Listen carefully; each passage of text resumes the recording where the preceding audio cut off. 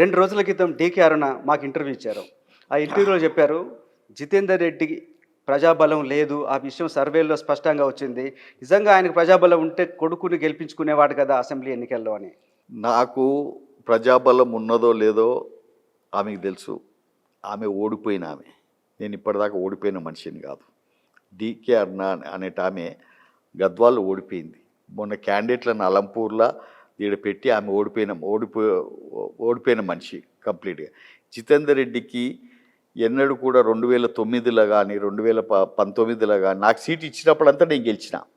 నేను ఎప్పుడు ఓడిపోయిన మనిషిని కాదు. అర్థమైందా?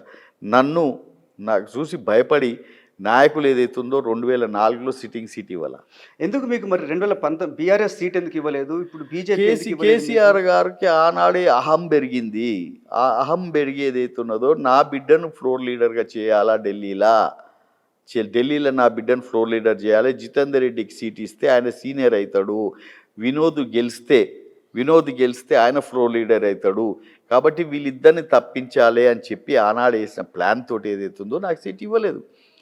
నాకు సీట్ ఇచ్చింటి. ఇప్పుడు నాకు ఒకవేళ ప్రజాబలం లేకపోయింటే నేను అంత పెద్ద నాయకులను ఓడగట్టగలిగామన్నా చెప్పండి మీరు. నాకు ఒకవేళ ప్రజాబలం లేకపోయింటే సిట్టింగ్ లీడర్స్ ఎవరైతున్నారో ప్రెసిడెంట్లు నాకు భయపడి నాకు సీట్ ఇవ్వకుండా ఉందిరా చెప్పండి. నాకు సర్వేలలో కూడా ఫర్ ఎగ్జాంపుల్ ఎనీ సర్వే ఇవాళ ప్రతి ఒక్క దగ్గరికి ఆమె దగ్గరికే పోయి చెప్పి జితన్న ఉంటే వాకోవర్ ఉంటుండే బీజేపీ సీట్ ఇంత మీరు కష్టపడాల్సిన అవసరం లేకుంటుండే అని చెప్తుండ్రు. ఇప్పుడు ఢిల్లీలో తెలంగాణ ప్రతినిధిగా లేదా స్పోర్ట్స్ సలహాదారుగా హ్యాపీగా ఉన్నారా? చాలా హ్యాపీగా ఉన్నాను. నేను ఆల్రెడీ ఏదైతున్నదో తెలంగాణ స్పోర్ట్స్కు మెనూ తయారు చేశాను. ఇవన్నీ సాధ్యమవుతాయా? బడ్జెట్ వచ్చే అవకాశం ఉందా? ముఖ్యమంత్రి గారు నాకు చాలా ఓపెన్గా చెప్పడం జరిగింది, జితన్న వరల్డ్ క్లాస్ స్పోర్ట్స్ మనం తెలంగాణలో చేయాల్సిన అవసరం ఉన్నది. నీవు ఏ ఒక్క జియోకు భయపడకు, ఏ ఒక్క ఫండ్కు నీవు భయపడొద్దు అని చెప్పి వారు చెప్పడం జరిగింది. Now I'm still in initial stages కాబట్టి ఇవన్నిటిని కూడా నేను తయారు చేసుకొని వారి ముందర కూర్చొని అన్ని రకాలుగా ఈ ప్లేస్ను యూత్కు అంకితం చేయాలి, యూత్ను పైకి తీసుకురావాలా, వాళ్ళ ఎనర్జీని పైకి తీసుకురావాలనే విధంగా we're planning it up. Okay, BRS government ఉన్నప్పుడు ముఖ్యంగా కేటీఆర్ చాలా చొరవ తీసుకొని ఫార్ములా 1 రేస్ తీసుకొచ్చాడు, వరల్డ్ క్లాస్ రేస్ అని చెప్పారు. ఏంటి దాన్ని మీరు కంటిన్యూ చేస్తారా? మళ్ళీ తీసుకొచ్చే అవకాశం ఉందా? We will study that race. ఎందుకంటే బేసికలీ అది పబ్లిక్ పనికొచ్చే దట్స్ ఓన్లీ. నేను చూసిన దాని ప్రకారం ఏదైతే రిచ్ మ్యాన్ గేమ్ చాలా అఫోర్డబుల్ చేయకుండా వాళ్ళకే అటువంటిది ఇది. బట్ మా కాన్సెప్ట్ ఏముంటుందంటే విలేజ్లో ఉన్న ప్లేయర్స్ని, పిల్లలను, వాళ్ళని అందరు కూడా ప్రోత్సహించాలని చెప్పి ఉంటుంది. But if it is a international event and if there is lucrative in దాంట్లో ఉంటే దాన్ని కూడా మేము తప్పగా ఇది చేసుకుంటాం. ఓకే, మీకు 2 పదవులు వచ్చినాయి. మరి మీ అబ్బాయి మిథున్ రెడ్డి రాజకీయ భవిష్యత్తు ఏంటి? Mithun Reddy is only 39 years old. He still has got his future and his father is still alive. His father will definitely lay a path for him. ఆయన కూడా ఏంటంటే ఆయన కూడా కాంగ్రెస్లో పదవులు వస్తాయా?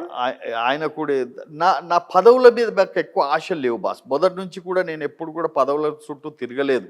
మీరు చూసారు, నేను టీడీపీలో ఉన్నప్పుడు తిరగలేదు, బీజేపీలో ఉన్నప్పుడు నేను పదవులకు గురించి తిరగలేదు. అవే వచ్చాయి మాకంతా, దానంతగా అవి నడుచుకుంటూ వచ్చాయి మా దగ్గరికి. కానీ we never craved for them. We want to be with the people. ప్రజల మధ్యలో మేము ఉండాలనుకుంటున్నాం. నేను ఎట్లయితే 27 సంవత్సరాలు మహబూబ్ నగర్లో టికెట్ వచ్చినా రాకపోయినా, ఓడినా గెలిచినా, ఏ విధంగా అయితే ప్రజలతో జీవించాం మేము. రాజకీయం చేయలేదు, జీవించాం. అదేవిధంగా నా కొడుకు కూడా కంటిన్యూ అయ్యి, ఎందుకంటే he's also a well educated person.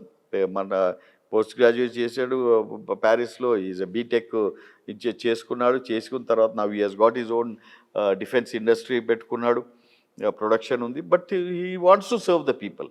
He wants to go into నా లైన్ను ఫాలో చేద్దామని ఆయనకు అంబిషన్ కలిగింది. కాబట్టి ఆ అంబిషన్గా మేము ఏదైతుందో ప్రజల మెద్దలు ఉంటాం, ప్రజల సేవ చేస్తాం, ప్రజల పేరు తెచ్చుకుంటాం. ఓకే, మీరు బీజేపీలో ఉన్నప్పుడు మోడీ, అమిత్ షాలతో చాలా సన్నిహిత సంబంధాలు ఉండేవి మీకు. మీరు ఎప్పుడైనా సరే మీకు ఎప్పుడు కావాలంటే అప్పుడు మీకు అపాయింట్మెంట్ దొరికేది. అట్లాంటి గుర్తింపు, గౌరవం ఇప్పుడు కాంగ్రెస్లో దక్కుతాయని మీరు అనుకుంటున్నారా? 100% దొరుకుతుందండి. ఎందుకంటే ఆమె వర్కర్, నాకు పర్సనల్ అజెండా అంటే మీకు ఎప్పుడు ఉండదు. కాంగ్రెస్తో సోనియా గాంధీతో కానీ రాహుల్ గాంధీతో కానీ వ్యక్తిగత పరిచయాలు సంబంధాలు లేవు కదా? నేను ఎప్పుడైతే ఢిల్లీలో ఉన్నానో, నేను ఫ్లోర్ లీడర్గా ఉన్నప్పుడు నాకు వాళ్ళతోటి పరిచయం ఉండేది. కేసీ వేణుగోపాల్ గారు కానీ, లేకపోతే మన ఖర్గే గారు కానీ, సోనియా గారు గాంధీ కానీ, రాహుల్ గాంధీ గారితో మేమంతా చర్చించుకునేవాళ్ళం, మాట్లాడుకునేవాళ్ళం.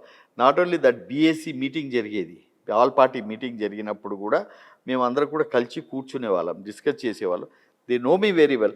బట్ ఇంకోటి కూడా నా పర్సనల్ అజెండా నాకు ఏం లేదు కాబట్టి, నాకు ఇది కాబట్టి నేను నాయకుల చుట్టూ తిరిగే అలవాటు మొదటి నుంచి లేదు.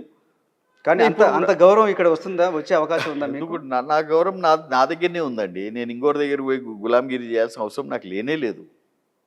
నా గౌరవం నా దగ్గరనే ఉంటుంది. అది ఎప్పుడైనా కానీ మీరు చూశారు, I been given a post, ఆ పోస్ట్కి నేను కట్టుబడి ఉంటాను, ఆ వర్క్ నేను చేస్తాను. పైన ఎవరెవరు ఎట్లా కాల్ ఫార్ చేస్తారో పై విజిట్ చేస్తాను. నాకు నెక్స్ట్ వచ్చేది మోడీ గవర్నమెంటే కేంద్రంలో అని చెప్పేసి అందరూ అనుకుంటున్నారు. ఎస్, మీరు బీజేపీలో ఉన్నా కూడా మీకు ఏదో ఒక నామినేటెడ్ పోస్ట్ వచ్చి ఉండేది కదా? మీరు ఎప్పుడైనా అనిపిస్తుందా బీజేపీలో కంటిన్యూ అయితే బాగుండేదని? ఎప్పుడు అనిపించదు. నేను ఎప్పుడైనా కానీ ఏడైనా కానీ నాదొక్కటే అలవాటు ఏంటంటే, మర్యాద లేని కాడ నేను 5 నిమిషాలు కూడా ఉండను. నాకు ఎంత పెద్ద నాకేమి నామినేటెడ్ పోస్ట్ ఇస్తారండి వాళ్ళు? I have travel the world, I have travel the complete అన్ని రకాలుగా నేను అనుభవించిన వాడిని. కాంగ్రెస్ లో వచ్చింది నామినేటెడ్ పోస్టే కదా? ఏది కాంగ్రెస్ లో వచ్చింది నామినేట్ పోస్ట్ కాదు, సర్వీస్ పోస్ట్. అది దట్స్ సర్వీస్ పోస్ట్.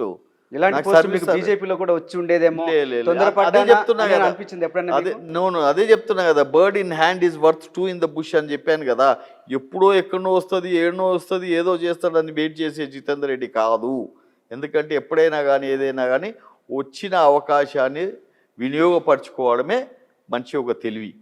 ఏదో వస్తుంది, ఏదో పోతుంది, ఏదో గవర్నర్ చేస్తారు, ఏదో నన్ను అది చేస్తారు, ఇది చేస్తారని దానికోసం ఆశపడే మనిషి నేను కాదు. ప్రజలకు సేవ చేయగలిగే పోస్టు నాకు కావాలి, ప్రజలకు అందుబాటులో ఉండే పోస్టు నాకు కావాలి. ఎస్, నాకు ఇప్పుడు ఇవాళ స్పోర్ట్స్ అనే దాంట్లో కూడా been given a very good work. అదేవిధంగా ఢిల్లీలో ఇచ్చిన పోస్ట్ కూడా ప్రజల మధ్యలో ఉండేది, నా స్టేట్కి పనికొచ్చే పోస్టు.